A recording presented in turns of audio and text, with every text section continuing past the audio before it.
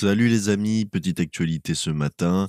On va refaire un petit peu les infos aujourd'hui après une soirée d'Europa League. Avant toute chose, avant de commencer, je voulais m'excuser parce que je suis très enrhumé. J'ai énormément mal à la gorge et vous voyez bien à ma tête que c'est pas à la grande forme. Mais c'est pas grave, je voulais quand même faire une vidéo, moi je m'en fous. Après, si vous aimez pas trop, je pourrais comprendre, mais moi ça m'encourage à continuer. Quel golasso d'Adama Traoré! Ouais, ça je l'ai vu hier soir hein, pour faire le break en faveur de Ferencváros face à la Z Alkmaar en Europa League ce soir. Je l'ai vu sur Twitter, la frappe elle est incroyable, hein. La frappe elle est ouf. À la mi-temps 0-0 OL Ludogorets. J'ai trouvé le match dans son entièreté catastrophique de la part des Lyonnais. Vraiment catastrophique. Sur tous les plans du jeu, catastrophique. Le gardien adverse a été juste impressionnant. Et Lyon n'a pas essayé à tel moment d'accélérer justement pour aller marquer un premier but, un deuxième, puis un troisième. C'est le genre de match, une équipe comme Lyon, ça termine à 4-5-0 et on ne discute pas et ça prend les 3 points, quoi. Là, ça n'a pas été le cas. Rennes se sépare déjà de Jorge Sampaoli. Normal, normal. Il n'y a pas de résultat, Rennes est barragiste. Pour moi, c'est logique. Pour moi, c'est logique. Par contre, ce qui est moins logique, c'est le mec qui va arriver à Rennes. Parce que je trouve pas encore de supposition positive pour ce mec-là. Je n'arrive pas à concevoir comment un mec peut quitter un club, venir à Rennes à la dernière journée clairement du mercato, euh, dans les 2 dernières journées, et prendre le risque de défoncer sa carrière en l'espace de 6 mois, hein, parce qu'on va en reparler. Habib Bey est le nouvel entraîneur du Stade Rennais. Alors, officiel, Habib Bey est le nouvel entraîneur du Stade de Rennais. Contrat de 6 mois plus 1 an en option. Ce qui est la Diam Nantiao. Bon.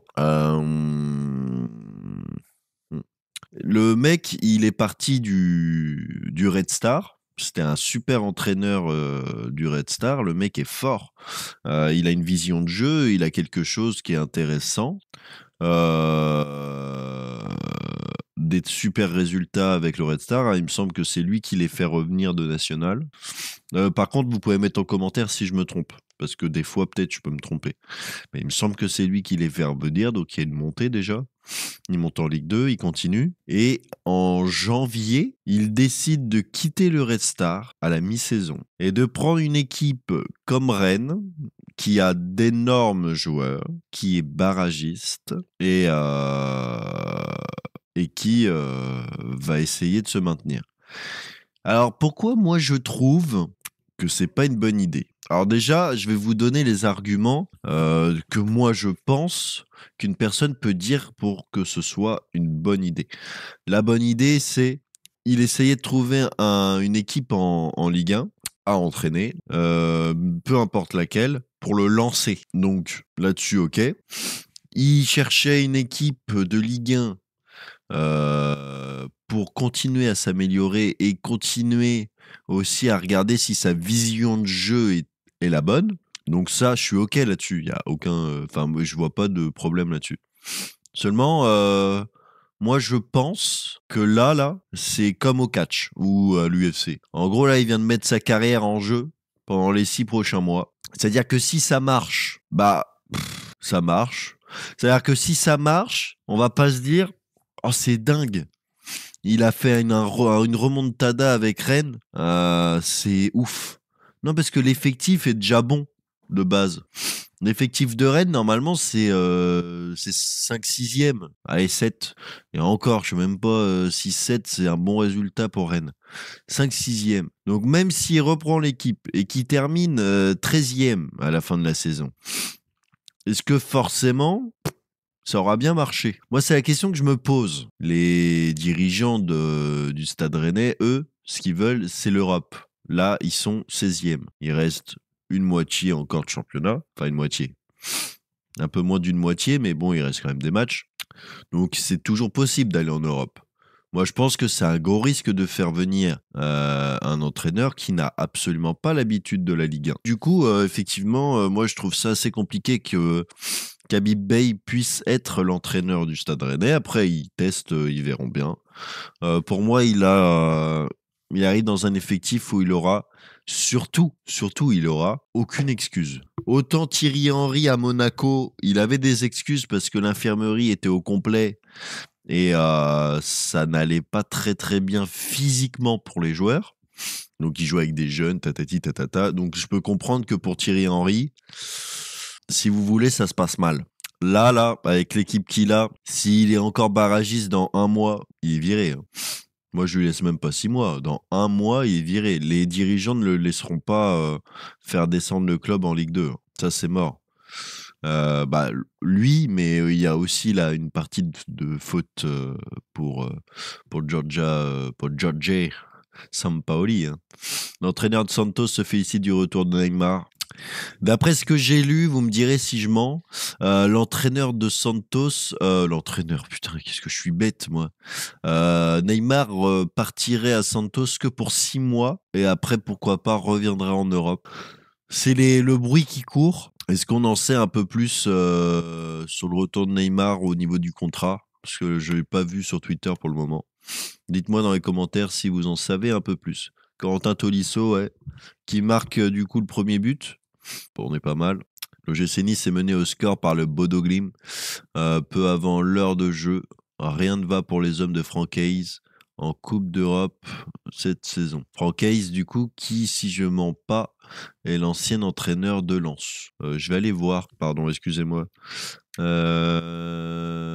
Francaise, ça a été... Ouais, c'est ça.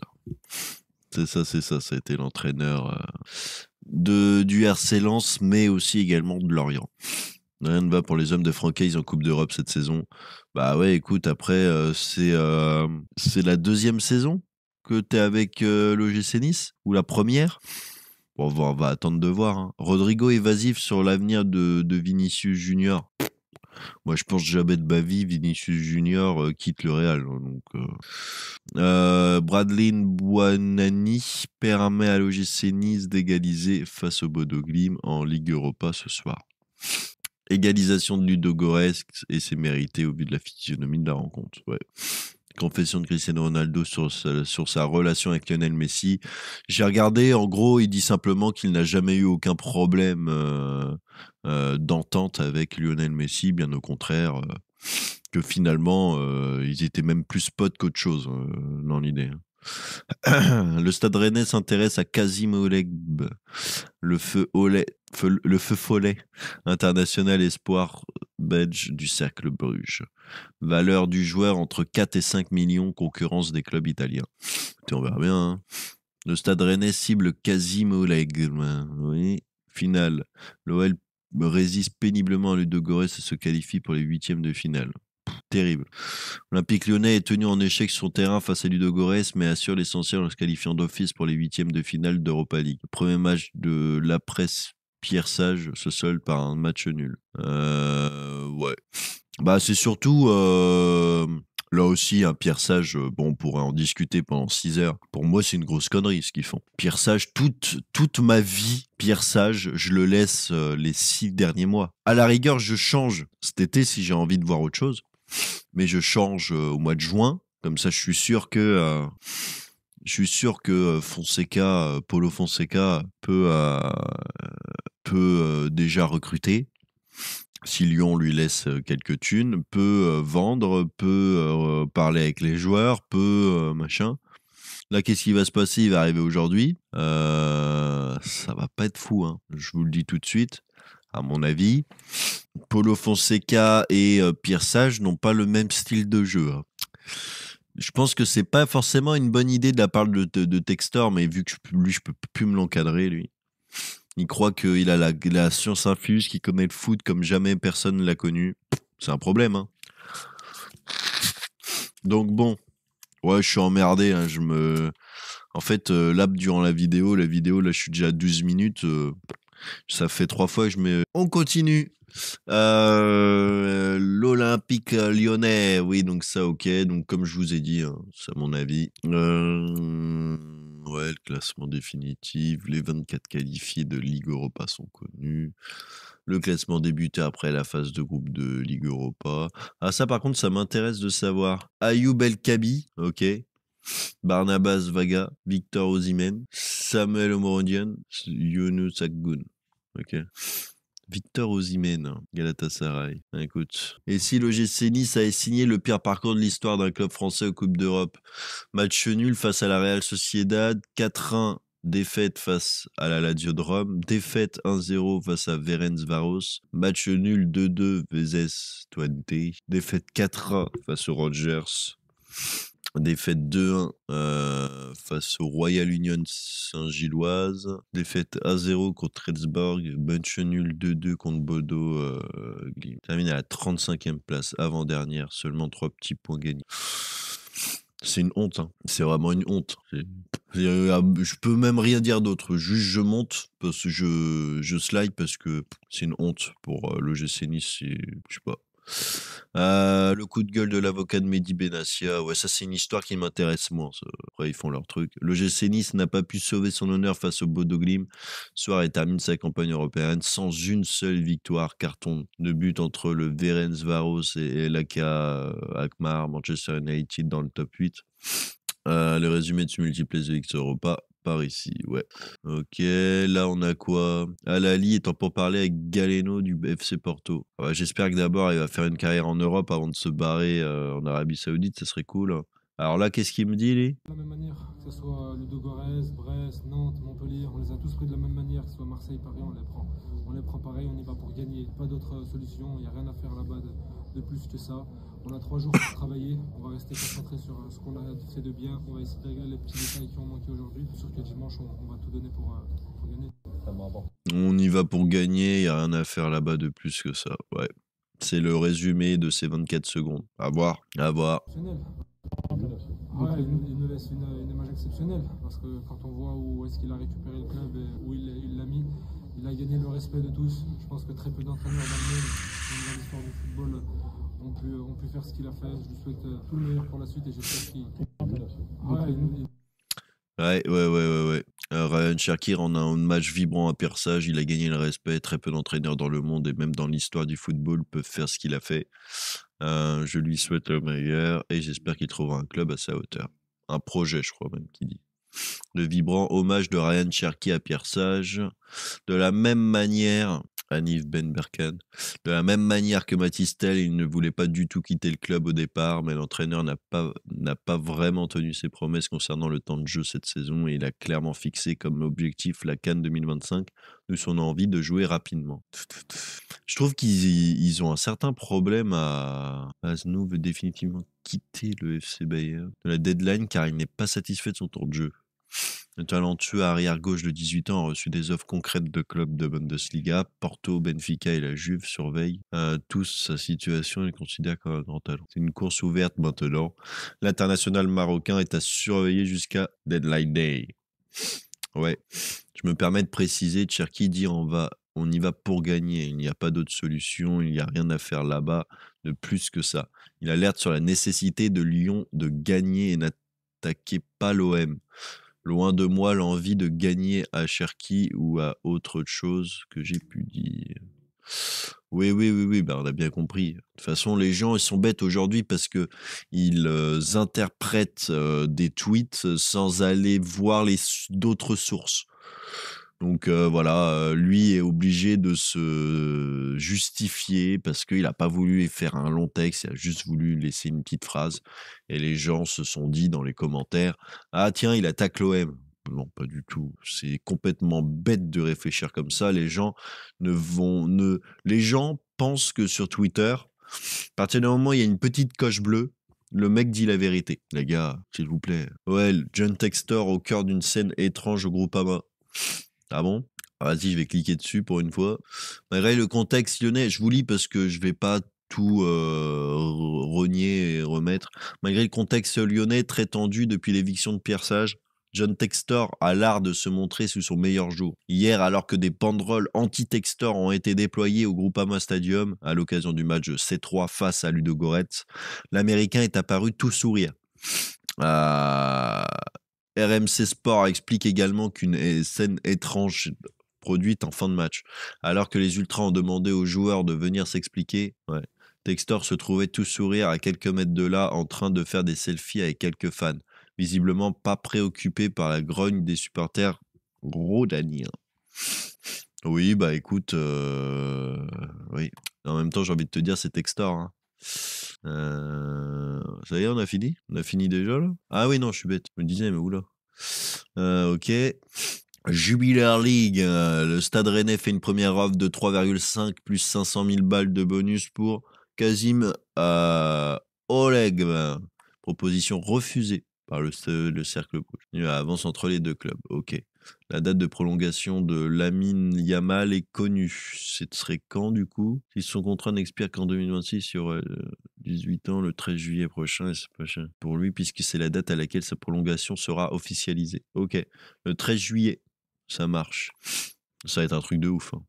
À Hilal, les détails de l'offre succulente faite au Real et à Rodrigo ont été révélés. Waouh! Alors ça m'intéresse. L'Arabie Saoudite n'a pas peur de s'attaquer au Real Madrid si Cristiano Ronaldo reste la tête d'affiche de la Saudi Pro League. Le départ de Neymar oblige les dirigeants saoudiens à se chercher de nouvelles stars planétaires. Et visiblement, la SPL adore les merengues. En plus de Mohamed Salah. Pour rappel, l'État du Golfe a ouvert un contrat d'1 milliard d'euros net sur 5 ans à Vinicius l'été dernier. Waouh, ok. Pour le moment, le numéro 7 merengue a repoussé les avances saoudiennes, mais il se murmure dans la capitale espagnole que la position du Brésilien pourrait évoluer.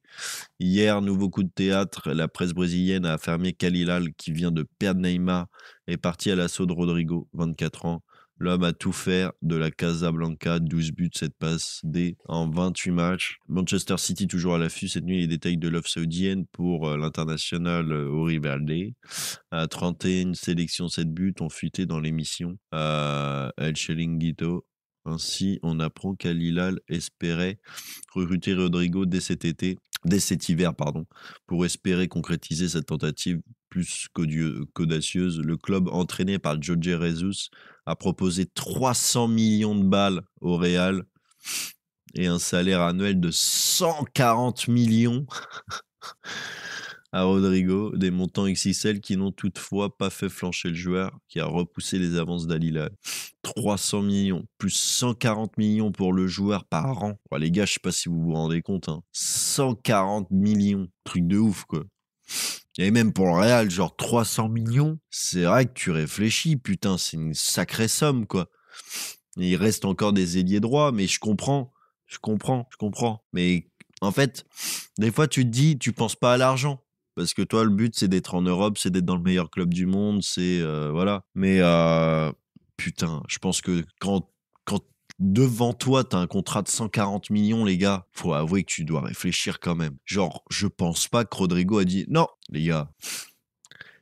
Quand les tweets mettent « il a dit non tout de suite », faut pas forcément croire. On est tous humains. Il a beau gagner même, je sais pas combien il gagne au Real, peut-être 10 millions peut-être par an ou 15 millions, je sais plus.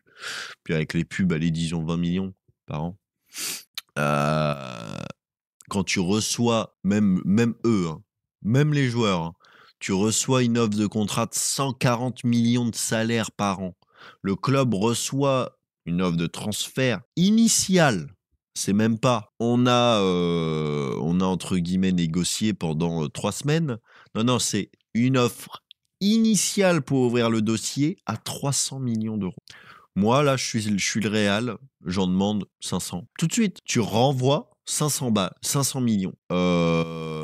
Disons que si Al Hilal commence à mettre 400, 420, 430 millions sur la table, je vais voir Rodrigo, je lui dis t'inquiète pas mon fils, je te récupère dans 5 ans, si tu veux. Essaye de pas trop performer là-bas. Oh, je suis vraiment désolé. Donc, ouais. Bon. Le Deportivo La Corogne veut Lamine Diaby Fadiga, ouais. Les Espagnols offrent un prêt payant en option. Réclament 1 million de transferts, ouais. Argentine, la grosse révélation de Lionel Scaloni sur Lionel Messi. Oh là là, qu'est-ce qu'il a dit encore? Étant donné la prochaine Coupe du Monde aura lieu dans 18 mois et 3 pays simultanés, Canada, le Mexique et les États-Unis, que la Pulga connaît très bien pour évoluer. Ouais, Simici a souvent répété ne pas vouloir s'avancer aussi loin. Les propos tenus par son sélectionneur Lionel Scaloni tranchent avec les siens. Dans un entretien accordé à DS Sport, le technicien de 46 ans a révélé que son capitaine avait bien l'intention de jouer un ultime mondial. Messi veut jouer la Coupe du Monde 2026, mais pour y parvenir, il faut laisser faire le temps, voir comment on y arrive. Il sait très bien ce que nous en pensons. Moi, je m'en fiche. Tout ce que je veux, c'est qu'il soit heureux. Une dernière danse, alors peut-être. Ça m'étonnerait même pas. Hein. En plus, ils ont été champions du monde en 2022, donc ça ne m'étonne pas. Maintenant, après avoir la Coupe du Monde, c'est dans un an. Si jamais l'Argentine se craque totalement, la fin de carrière est pas ouf, quoi. Moi, je pense que le mieux, ça serait qu'il s'arrête là. Si l'Argentine est à nouvelle fois champion du monde, bon, il pourra se mordre les doigts de 3 heures, là, tu vois. Mais dans l'idée, bon, tu pars, t'as gagné une Coupe du Monde, je trouve que c'est un beau départ quand même. Des sources rennaises, un accord verbal a été trouvé entre Rennes et l'OM pour le transfert d'Amine Gouiri. Ah, Lilian Brassier pourrait faire le chemin inverse. Des détails restent à régler, ok. On ne sait pas trop là, parce que moi j'avais dit 25-26 millions dans la dernière vidéo là. Ah, je crois que j'ai raison. Accord verbal en source rennaise. On a. Attendez, je crois que j'ai raison. Nouveau rejet de Frédéric qui veut maintenant 26 millions. Ah, yes, j'avais dit 25-26 millions. Ah les gars, je suis pas mauvais. Hein. Je suis pas mauvais. Je suis pas mauvais. 26 millions. Donc je pense qu'à mon avis, c'est bouclé pour Lilian Brassier à Rennes, prêt avec option d'achat supérieure à 12 millions d'euros. Joueur attendu sur Rennes en fin de journée. Ok. On verra bien. Prêt avec obligation d'achat supérieure à 12 millions d'euros. Malcolm veut revenir au Zénith. Ouais, mais c'est un peu trop tard. Paulo Fonseca succède à Pierre Sage. Bon, ça, c'est... Oui. On le savait tous. Palmeiras, Abel Ferreira massacre Jürgen Klopp. Ah ouais. Après Palmeiras, je pense que là, Jürgen Klopp, il s'en fout total. La visite médicale du Patrick Dorg reportée. L'Espagne rage déjà sur le tirage au sort des playoffs. Ouais. Je ne sais pas pour vous, mais Habib Beye au Stade Rennais, j'y crois fortement, les gars.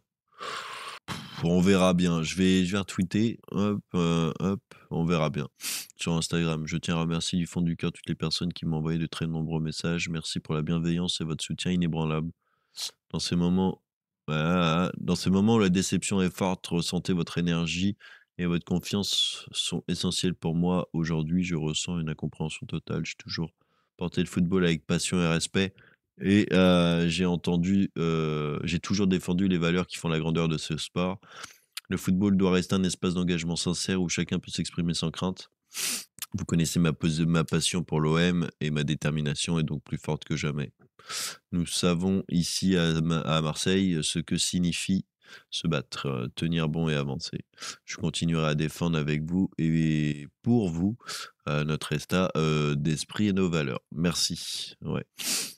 Pour le détail du deal, le prêt de Lilian Brassier à l'OM est terminé. Il retourne à Brest qui le prête dans la foulée au Stade Rennais avec obligation. Il retourne à Brest qui le prête dans la foulée au Stade Rennais avec l'obligation d'achat en fin de saison pour un montant supérieur à 12 millions sous réserve de la visite médicale. Ok. Le Bayern laisse planer le doute pour Matistel. Je sais pas, il y avait une offre de 60 millions. Hein. Rendez-vous 11h45 pour le tirage au sort des barrages de la Ligue des Champions sur YouTube. Et oui. Bon merci les gars d'avoir regardé cette petite vidéo. Ça a été je crois plus long que d'habitude, mais bon c'est comme ça. Et vous me dites dans les commentaires si vous kiffez ce genre de vidéo. Peace les gars, tchuss.